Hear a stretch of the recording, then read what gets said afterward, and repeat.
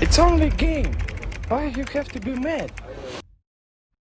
What's up guys and welcome to FPL Today, and before we get into Game Week 34 plus, we're going to look at how I did in Game Week 33. So we start off with our goalkeepers and defenders, and as you can see, clean sheets seem to be one of the few things I can be consistent with, as we had Martinez, now 4.3 million, doing the business for us as he went and got another 6 points, another clean sheet, and Martinez actually looks very impressive in goal in Leno's stead. So I'm actually quietly surprised with how Martinez is doing. Then we had our defenders Alexander-Arnold and James Justin from Leicester also getting 6 points with their clean sheets. However, Doherty did unfortunately not get a clean sheet. One of the first times Wolves haven't got a clean sheet in a long time, so unfortunately we missed out on some points there, but the attacking threat that Doherty offers means he probably will stay in the side for now, although in that game he literally offered no attacking threat whatsoever. Surprisingly, the same was the case with Trent Alexander-Arnold, with James Justin actually offering the most going forward with 2 shots and 1 shot inside the box, which is more than the zeros that Alexander-Arnold and Doherty got. Now we move on to the midfield where our big hitters are, and we start off of course with the madness that was Manchester United's game where pretty much all of their big hitters scored. I had Bruno Fernandes and Anthony Martial, and I actually thought I'd captain Bruno Fernandes, but unfortunately my phone logged me out of the FPL app. I couldn't get back on because I didn't have access to my email on my phone, and I'd forgotten what my password was, so I couldn't change my captain. It probably would have gone on one of the Man United boys. Unfortunately, it stayed on Salah, who I'd picked the night before, which wasn't as good a pick. But either way, very happy with Fernandes, very happy with Martial. 1 goal, 2 assists each. Both had 3 shots on goal.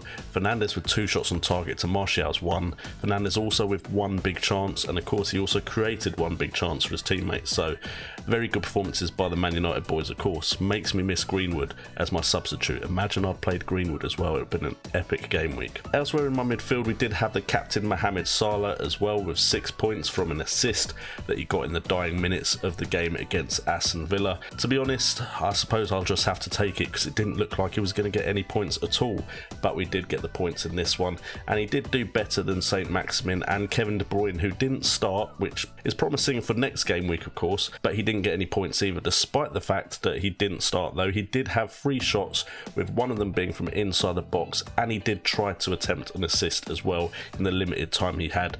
Better numbers than some of my other players, to be fair. Then we go to our strikers, and Calvert-Lewin hasn't played yet. Yes, I'm making a video early, but I've been working all day on this new video layout, so I just kind of wanted to get a video out there if I'm perfectly honest.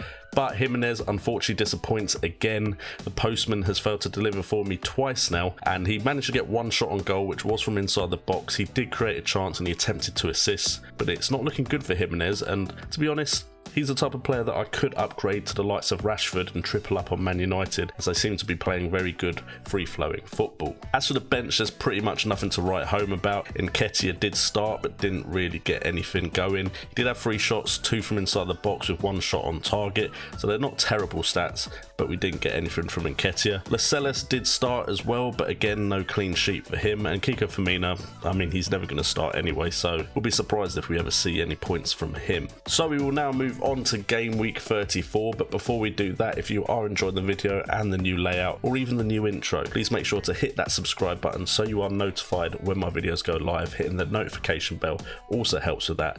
Drop a cheeky like and also let me know how you did in Game Week 33 in the comments down below. So moving into Game Week 34 plus, and my team looks like this. We have Martinez in goal against Leicester. Now Leicester look like they've suddenly found some form as they realise that the chasing pack is actually starting to catch them up. They did manage to get a good result over the weekend, so I am now a bit worried about Martinez against Leicester, but I'm not going to change my goalkeeper at this point in the season. Then with defenders, we're probably going to stay with the 3 that we had in the last game week: Alexander-Arnold, Doherty and Justin. Justin against Arsenal, Doherty against Sheffield United, and Alexander-Arnold against Brighton Hove Albion. Salah also faces Brighton Hove Albion, and to be honest, he's probably not even going to be a captaincy choice for me anymore, and it is running through my mind whether or not I should ship Salah on to get some other big hitters that are a lot cheaper right now than Salah is. De Bruyne not starting is good for me against Newcastle, and to be honest, I will be getting another Man City option in,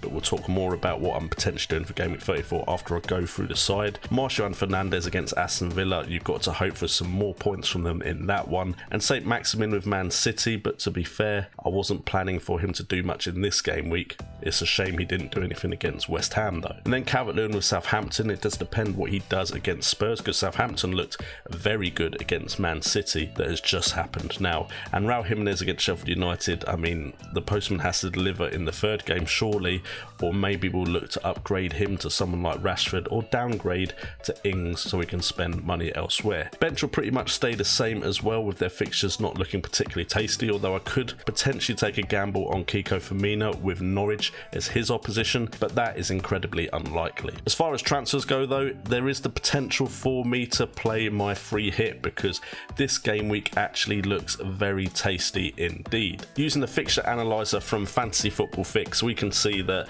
there are some sides with some good fixtures in this one. I mean, to be fair, Watford haven't impressed me too much. Everton, again, they'll need to do something in a Monday's game for me to really want to load up on them if I play free hit, and Spurs aren't that interesting to me. But Man United against Aston Villa, we have West Ham, who now have Jared Bowen and Michael Antonio as options.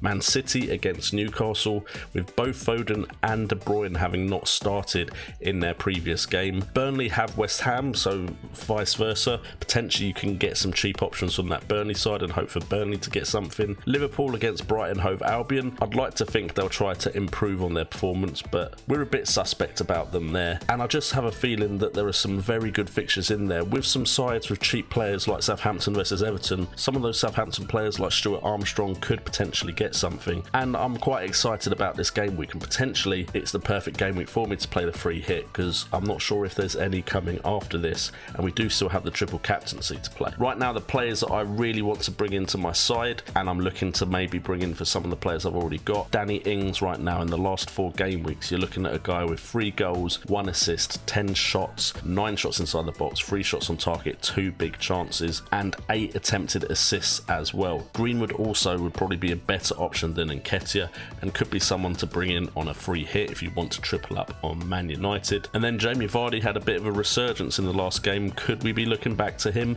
I think we need a little bit more before we do head down that road. And in midfield, I mean, Foden at 5.3 million, you're looking at the midfielder with the most goals in the last 4 game weeks with 4 and 1 assist, 8 shots on goal, 6 from inside the box, 6 on target, only 1 big chance, and he's scored 4 goals, and he's attempted 4 assists. Now, yes, they're not as good numbers as maybe De Bruyne, with 12 shots, 6 from inside the box, 5 on target, 3 big chances, 2 big chances scored, and 10 attempted assists, with 3 of them being big chances he created, or Fernandes. But still, he's 5.3 million, and that is just a ridiculous price for a player that looks of real good quality. Other players catching my eye right now: Pulisic with 2 goals and 2 assists, Mahrez again 2 goals, 2 assists, Sterling probably out my price range right now with the plans that I have for my side, especially in a free hit, and Willian with 3 goals as well. Plenty of midfielders currently informed that I might be wanting to bring in on my free hit, with fixtures that they could do something in. So guys, that is it for this video. Thank you so much for joining in. Best of luck in game week 34.